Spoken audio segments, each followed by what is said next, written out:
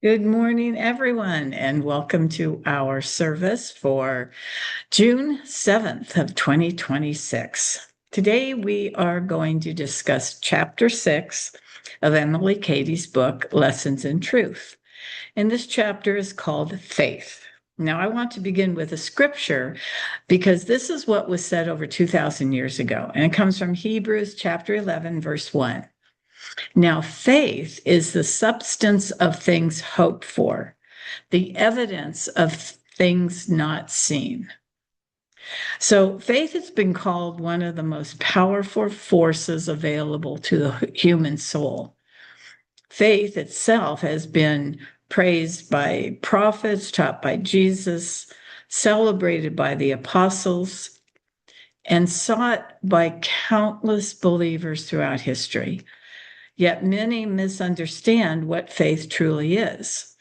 Faith is not wishful thinking. It's not blind acceptance. It's not a special gift reviewed for just a few of us. Faith is so far greater than any of these ideas.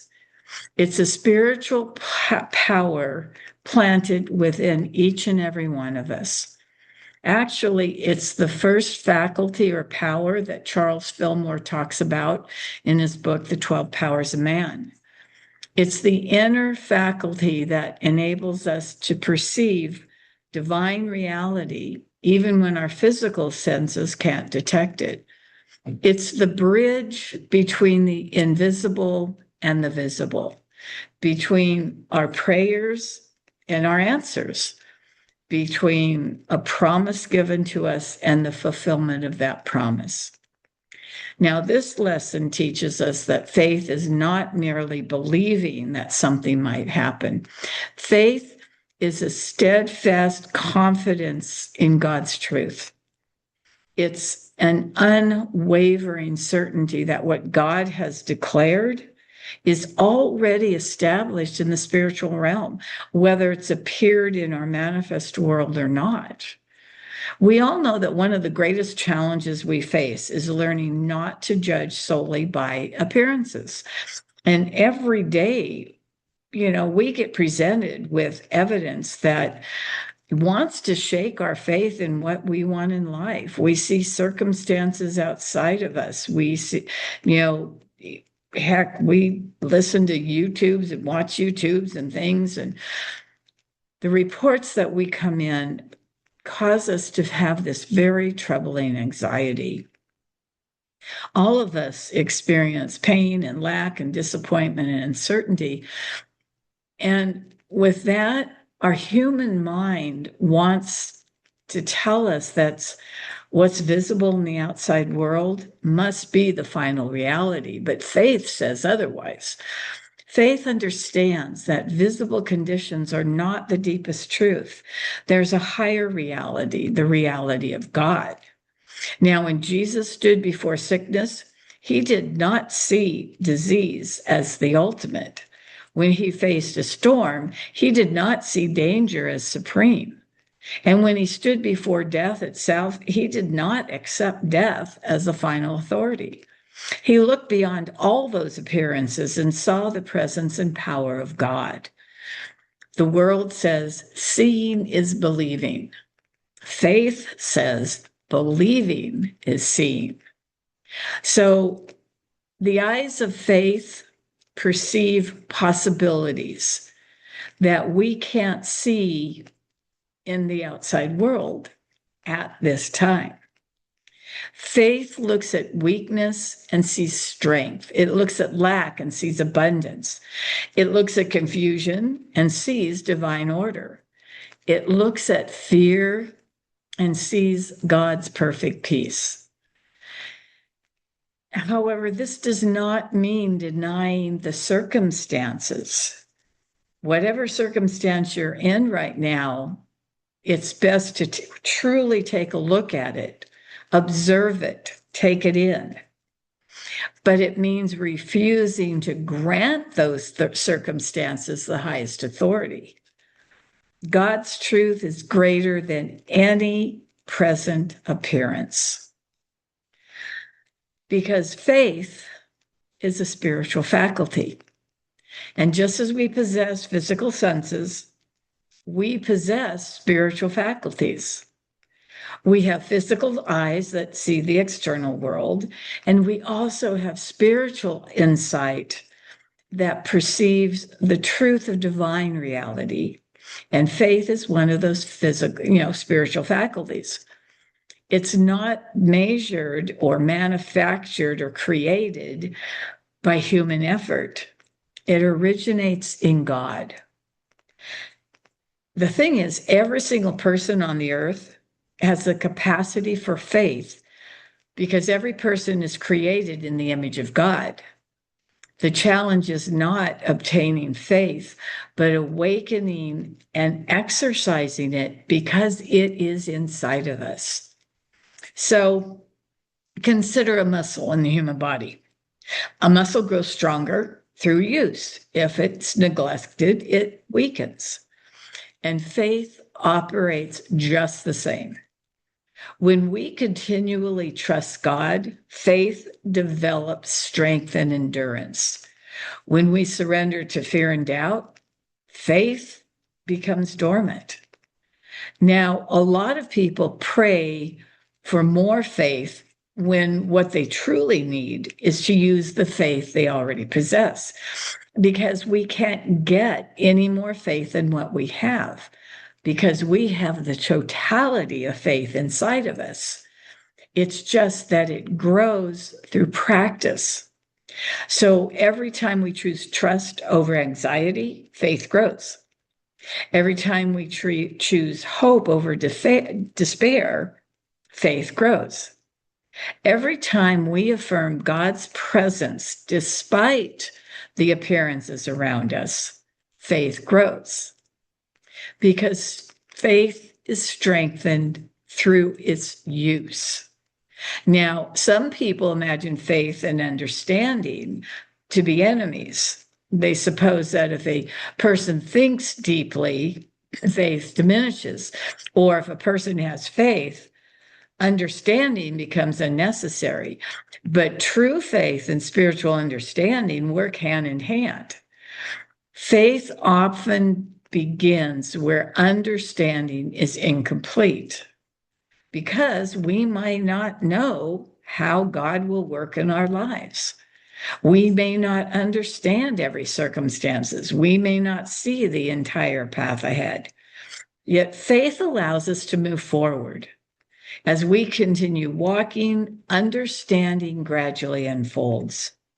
Faith opens a door through which greater wisdom enters. Think of a traveler traveling through the darkness with a lantern. The lantern may illuminate only a few feet ahead, but that light is sufficient for the next step. And as the traveler advances, more of the path becomes visible. Faith functions in the same way. God rarely reveals the entire journey for us at once. Instead, he provides enough light for the next step. So those who insist upon seeing the whole road before moving often remain standing still, because we never see the whole road. When we get in a car and start driving, we don't see the whole road before us all the way to our destination. We see a few feet, maybe yards, maybe miles, but we still don't see the whole thing. Now, those who walk by faith discover that God reveals the path as they proceed. But there is one great obstacle.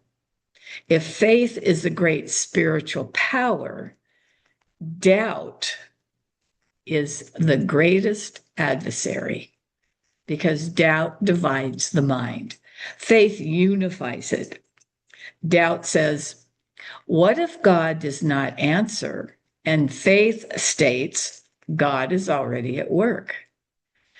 Doubt focuses on the obstacles around us, and faith focuses on possibilities. Doubt magnifies problems. faith magnifies God.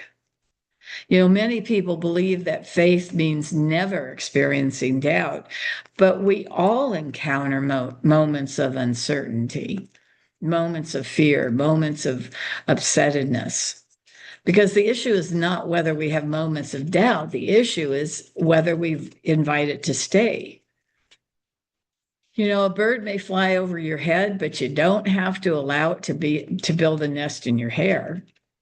A doubtful thought may enter your awareness, but you don't have to keep it in and entertain it, because you can replace it with a truth thought, a truth affirmation. You can answer fear with confidence. You can answer anxiety with trust. You can answer uncertainty with prayer, affirmations. And your faith grows stronger whenever we choose God's assurance of good over the voice of doubt. And one thing we have to understand, faith is not passive. Faith is not sitting quietly and hoping circumstances improve. Faith acts. When Noah believed God, he built an ark. When Abraham believed God, he left his homeland. When Moses believed God, he confronted Pharaoh. When Peter believed Jesus, he stepped out of the boat. Faith always expresses itself through action. One thing I'll share with you is that I had a job, and the job was very, very unfulfilling. It was depressing. I felt myself going down, down, down, becoming less and less and less who I was. I was supposed to take a 2-week vacation to Hawaii, and I gave a 2-week notice. The last day was the Friday before I left on that 2-week trip. And I knew in my heart that God had something more for me, something bigger, something better. So I went to Hawaii and went with all my extended family. We rented this big house. I had a room by myself. And we were very, very close to this little, small, private white sand beach right by the ocean. And I would walk that beach early in the morning, the afternoon, late at night, affirming that I was going to have a job where I could express my spiritual beliefs, that I could pray with and for people, that I could talk about God and source and spirit and all the beautiful, wonderful things that I believed in.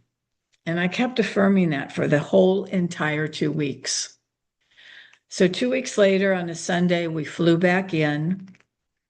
And Monday morning, I received a call from the minister in Grass Valley stating that their secretary had unexpectedly quit, and could I come to work for them? So I went in that afternoon. I talked to Reverend Joe, and I said, I really need today, because I just got back from a 2-week vacation. Could I start the next day, which was a Tuesday, 2 days after I got back from Hawaii? And I continued that job for 14 years. In the meantime, also taking over at Unity Clear Lake Center, where not only I could do all of that, but I could share what I'm learning with everybody there. That was a huge leap of faith, because I went to a 2-week vacation in Hawaii with no job to come back to. And yet I came back to the right and perfect job. So faith is where we believe so that we can open to our good. And faith obeys those subtle urges to do something. Where I had been hearing for months that I needed to quit, that something better was out there. And finally, when I woke up one morning and I heard the words, "This is your last day," I went in and I gave my notice. And of course, I honored a 2-week notice. And I came back to something so amazing because faith serves in whatever ways it's guiding us to serve. And faith perseveres. Faith continues moving, even when immediate results aren't visible. And that's the key. Many people quit too soon. I did it for 2 full weeks, constantly, and came back to something so much greater. You know, people may pray for a few days and become discouraged because they don't see anything happening for them. They affirm truth for a short period of time, and then they surrender to appearances. They expect instant manifestation and lose heart when progress seems slow. And yet faith remains steadfast. Faith continues trusting. Faith refuses to abandon God's promise. You know, if you've ever done any gardening, you know that you don't dig up the seed every single morning to see if it's growing. You plant it, you water it, and you wait. And you know that something is going to pop up out of that soil before very long. And faith plants the seed of our intention and confidently expects God's perfect word to unfold. You know, one of the most profound application of faith concerns healing. Now, throughout Scripture, Jesus repeatedly connected healing with faith. Faith does not heal because faith itself, possesses magical power. Rather, faith opens the mind and heart to receive divine life. Faith removes the barriers of fear and despair and limitation and creates a receptivity to restoring the presence of source itself within us. The same source of all that created the body knows how to restore it. The same divine intelligence that formed every cell continues to sustain life. Faith aligns us with that divine power. Whether healing appears suddenly or gradually, faith remains confident in God's loving presence. So even through challenges, faith helps us to stand forth and declare, God is with me. God's life is flowing through me right now. God's wisdom is guiding me. God's peace sustains me. Faith keeps the heart open to divine possibilities of all things. Faith also affects our relationship with supply and abundance. Fear is constantly whispering that there is not enough, but faith proclaims that God is the source of all good. When we rely solely upon external conditions, anxiety becomes inevitable. Markets change, jobs change, circumstances change, but God remains constant. Faith recognizes that divine supply is not limited by human conditions. This does not encourage, irresponsibility. Faith does not replace wisdom, diligence, or good stewardship. Instead, faith empowers them. A person of faith works diligently while trusting God. The person of faith plans very wisely while still trusting God. And a person of faith gives generously while trusting God. Faith understands that God's resources exceed human limitations. And one supreme example of faith is found in Jesus. Throughout his ministry, Jesus demonstrated complete trust in source itself. He trusted during opposition to his teachings. He trusted during misunderstandings of what he was teaching.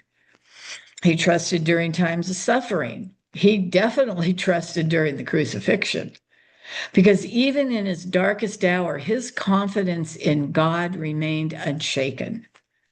Jesus did not allow visible circumstances to determine his spiritual reality because he knew God's presence was constant. He knew divine love would not and could not fail. He knew God's purpose was ultimately prevail, and the resurrection stands as the greatest testimony to victorious faith. Because what appeared to be defeat became triumph. What appeared to be an ending became a beginning, and what appeared impossible became reality. Faith sees resurrections where others see only loss. So, how do we strengthen faith? First of all, very definitely, spend time in prayer and meditation. Prayer lifts our consciousness above fear, and it reconnects us with God. And then when we meditate upon truth. You know, every Sunday we say that there is only one presence and one power, active in the universe and in our lives, God the good, omnipotent. Because if we were to say that constantly throughout the day or in the face of anything, what fills the mind shapes the heart. So when we dwell upon divine promises, faith increases. Third, practice gratitude. Gratitude trains the soul to recognize God's activity. And one of the things that I read recently, it was a statement, a thankful heart becomes fertile soil for faith. And fourth, speak words of faith. Words influence thought. Thought influences experience. Speak about life rather than defeat. Speak about possibility rather than limitation. Speak about hope rather than despair. And finally, act upon what you believe. Faith grows strongest when expressed through action. And every act of trust enlarges faith's capacity. Remember, faith is not a fragile emotion. It's not wistful thinking. It's not blind optimism. Faith is spiritual vision. It's divine confidence. Faith is the soul's certainty that God is present, active, and faithful.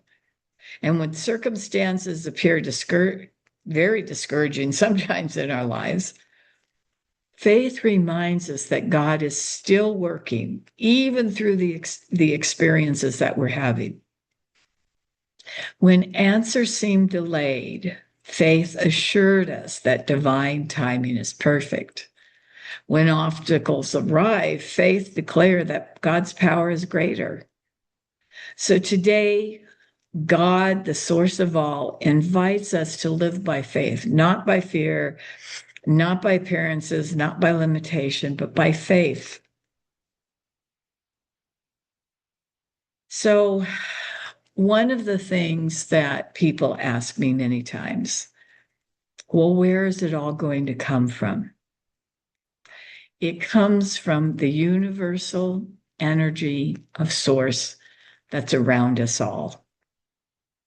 I am reminded of a story that was told to me by a friend of mine. She and her husband and a group of friends had gone to India, and they went to see this one guru.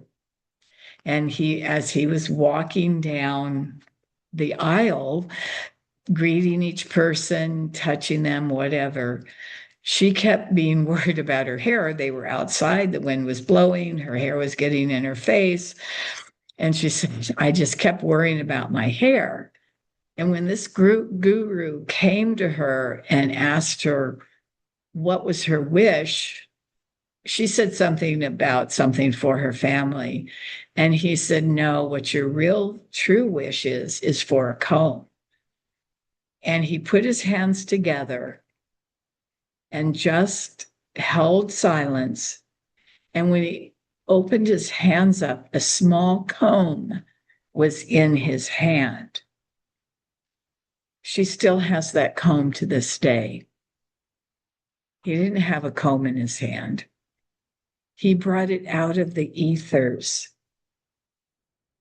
Everything we want is already around us in the etheric realm.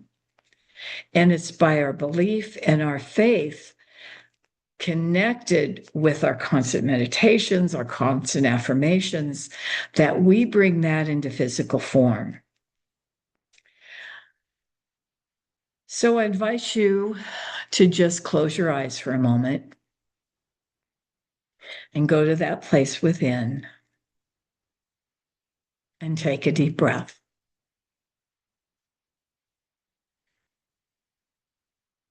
May we trust beyond what we see. May we believe beyond what we feel. May we stand upon eternal truth. And may we discover that faith is indeed the bridge between God's promises and their manifestations in our lives. And so it is. And you may open your eyes and take a deep breath. And thank you all for being here today and listening to this message. And may the faith of God, the peace of God, the love of God be present in all of your lives. Thank you so much for being with us today. Amen.